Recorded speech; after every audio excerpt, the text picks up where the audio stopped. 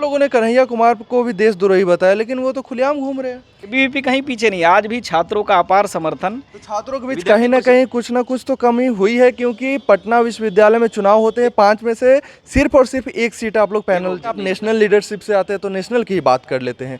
JNU में ब्राह्मण और बनिया भारत छोड़ो नारे लग रहे हैं, इसको किससे? कुछ लोग कम्युनिस्ट को आप भारत तोड़ने की शक्ति बता रहे हैं। अरे भारत की पूरी इतिहास उठाकर देख लीजिए ना, आज कौन सा ऐसा ऑर्गेनाइजेशन, आज चाहे नारा लगाने से लेकर के भारत विरोध की बात करने की, कौन कम्युनिस्ट का ऑर्गेनाइजेशन नक्सली घटना का प्रतिकार किया है, बताएंगे। सरकार क्यों नहीं कार्रवाई? हमारे साथ बात करने के लिए मौजूद है एबीवीपी के राष्ट्रीय महामंत्री याज्ञवल्क्य शुक्ला जी।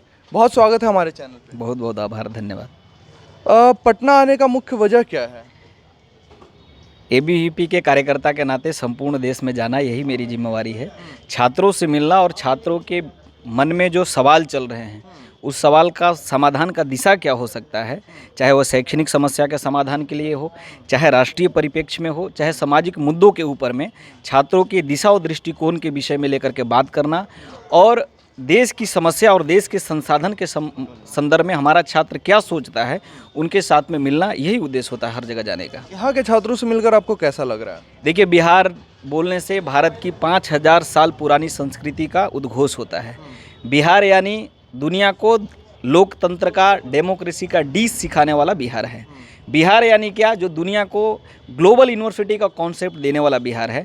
दुनिया की कोई ऐसी शिक्षा ना हो, चाहे 64 कला की बात हो, विज्ञान की बात हो, ट्रेड का ट्रेडिशन की बात हो, जो बिहार की धरती पर वर्षों से प्रतिपादित नहीं रहा। ये चाणक्य की भूमि है, ये चंद्रगुप्त की भूमि है, ये डॉक्टर राजेंद्र प्रसाद की भूमि है, ये बाबू जगजीवन की भूमि है, जो समय समय पर भारत के अंदर में भारतीय एकता, भारतीय सांस्कृतिक मूल्यों और उसके धरोहर से परिचय कराने का जो नाम है वो बिहार है। इसलिए जिस प्रकार से देश के अंदर में चाहे शैक्षणिक बदलाव के लिए, चाहे संपूर्ण परिवर्तन की भूमि, जेपी जी के बारे में हम सब लोग जानते हैं कि देश के अंदर में जब इंदिरा गांधी जी की क्रूर शासन थी, लोकतंत्र कैद कर लिए गए थे, तो बिहार से ही एक आंदोलन का सूत्रपात हुआ और संपूर्ण परिवर्तन का माध्यम बना, और जो भारतीय राजनीति का एक बहुत बड़ा मील का पत्थर साबित हुआ वह संपूर्ण आंदोलन।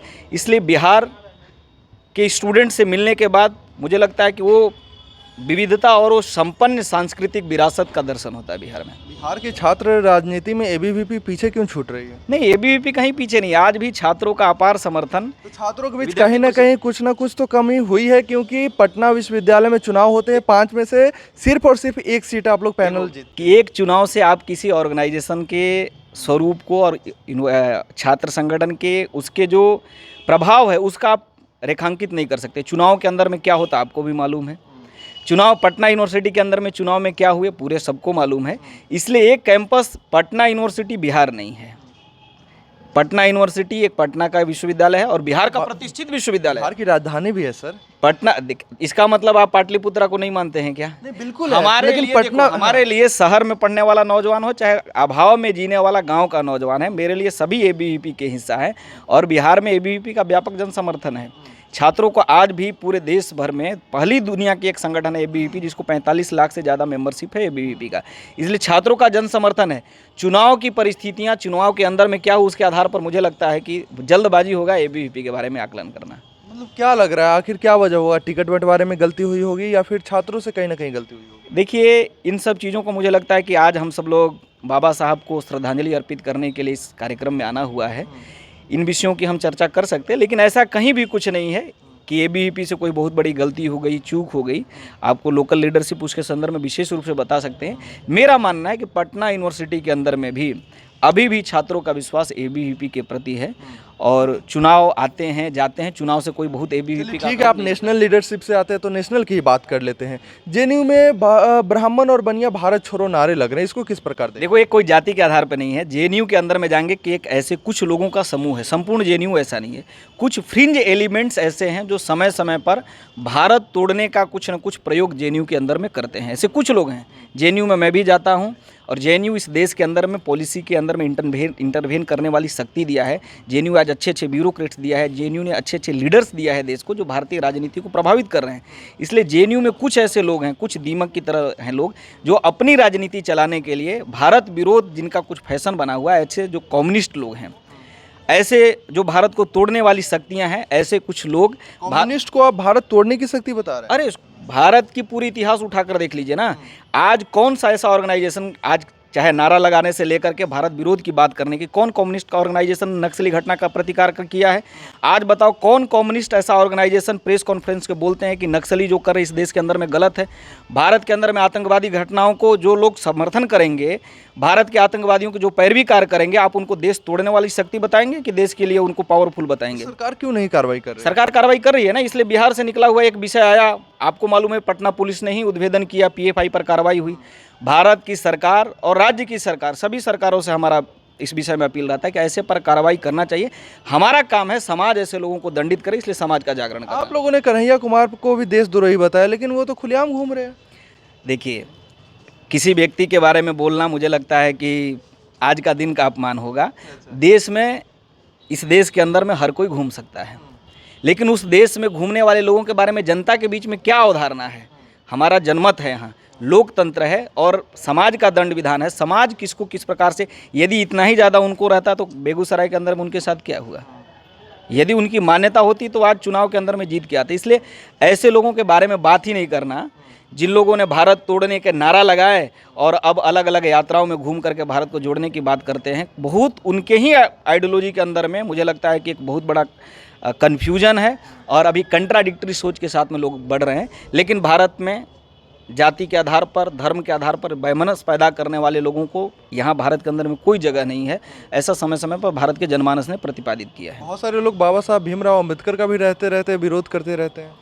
बाबा साहब आम्बेडकर का जो विरोध कर रहे हैं, मुझे लगता है कि पहले उनको भारत को समझना चाहिए, भारत क्या है, फिर बाबा साहब के पुण्य विचार, जो पवित्र विचार है और उनका जो कंट्रीब्यूशन है देश के लिए, उनका जो योगदान है, चाहे भारतीय एकात्मता के लिए, भारतीय भाव को लेकर के, भारतीय अर्थतंत्र के लिए, भारतीय सबसे बड़ी चीज़ जो भारत का संविधान आज भारत के अंदर में है, जो समता की बात करता है, सबको समान अधिकार देने की बात करता है, अधिकार के साथ कर्तव्य का बोध कराता है, ऐसा संविधान बाबा साहब ने हम सब लोग को दिया। हम लोग पुण्य भागी लोग हैं कि बाबा साहब आम्बेडकर जैसे हमारे पुरखे हुए, पूर्वज हुए।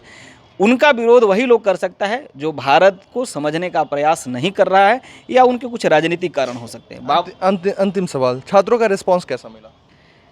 मैं तो पहली बात मैं आपको बताया, एबीवीपी के प्रति छात्रों का अगाध प्रेम है और उसके लिए मैं नतमस्तक हूँ छात्र समुदाय के लिए। देश के किसी कोने में आप जाओ, आप थे वहाँ, देखे होंगे भारत माता की जय, वंदे मातरम, ये उद्घोष काफ़ी है बताने के लिए कि स्टूडेंट का रिस्पॉन्स कैसा मिला।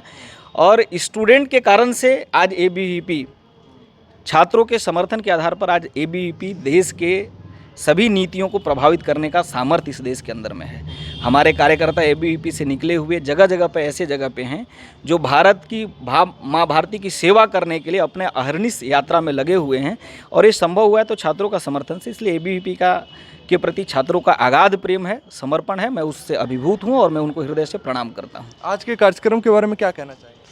आज बाबा साहब भीमराव अंबेडकर की पुण्यतिथि है। इस अवसर पर हम लोगों ने आज छात्रों से अपील किया है कि जो बाबा साहब का सपना था कि समतामूलक समाज का निर्माण, तो समतामूलक समाज के निर्माण में आपकी भी सहभागिता हो। ये कार्य सिर्फ सरकार का नहीं है, यह प्रत्येक भारतवासी का कार्य है और खासकर छात्र इसमें अग्रणी भूमिका निभा सकते हैं। जो अविकसित है समाज में उनको विकसित करना, जो अशिक्षित हैं उनको शिक्षित करना, यानी जहाँ विभेद है, जहाँ अंतर है, जो आर्थिक रूप से कमज़ोर हैं उनको आर्थिक रूप से मजबूत करना, और जो छात्र किसी कारण से अगर वीकर सेक्शन से आते हैं तो उनको कैंपस में उनका प्रॉपर जगह फिक्स करना, उनकी पढ़ाई बाधित नहीं हो, उनकी आर्थिक कमजोरी के चलते उसके भी सुदृढ़ व्यवस्था करना, ये भी हम छात्रों का कर्तव्य है। जो लोग या फिर जो भी छात्र सामाजिक रूप से कमजोर हो उनके बारे में क्या कहें? सामाजिक रूप से अगर कमजोर छात्र हैं तो हमारा ये दायित्व है कि हम उनको सहयोग करें। जो बहुत सारी छात्रवृत्ति की योजनाएं हैं जिन लोगों को पता नहीं है तो उनको सहयोग करें, वो दिलाएं हम कैंपस में उनकी हम लड़ाई लड़ें। ये हमारा अपना परिचय बताएं। आलोक तिवारी, सीनेट सदस्य, पाटलिपुत्र विश्वविद्यालय। धन्यवाद।